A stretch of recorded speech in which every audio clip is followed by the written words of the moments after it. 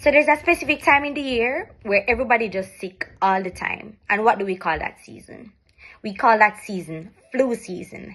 And in today's video, we're going to be looking at the virus that causes the flu, which is the influenza virus. Now, I just want us to note here that there's a specific bacterium called Haemophilus influenzae, and that does not cause the flu. It causes other conditions like pneumonia, etc. But the virus that we're going to be looking at today is influenza.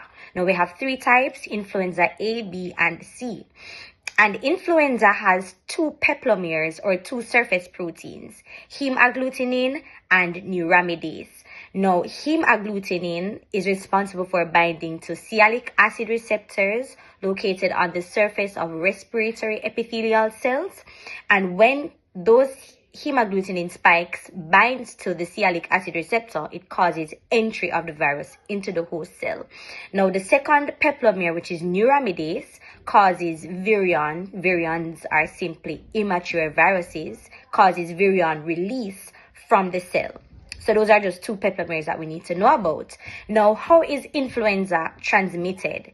It is transmitted primarily by two methods. First, by inhalation of respiratory droplets, and the second method is by direct contact. Now, some common signs and symptoms, or the clinical picturization of the influenza virus, is severe fever or a high-grade fever caused by a cytokine storm. There is also malaise, myalgia, sore throat, coughing, and if not treated, that cough will oftentimes progress to a barking cough. Now, how can the flu be treated? So the first main treatment is by taking oseltamivir. Oseltamivir is a pharmacological agent that is responsible for inhibiting neuraminidase. And remember, we said that neuraminidase is responsible for the release of the virions or the viruses from the cell. And if oseltamivir is taken, it will prevent that release and further replication of the virus. Another way of treating influenza is by supportive management, like resting, hydrating, oxygen if needed, and all of that. And also there is the preventative measure of the influenza vaccine.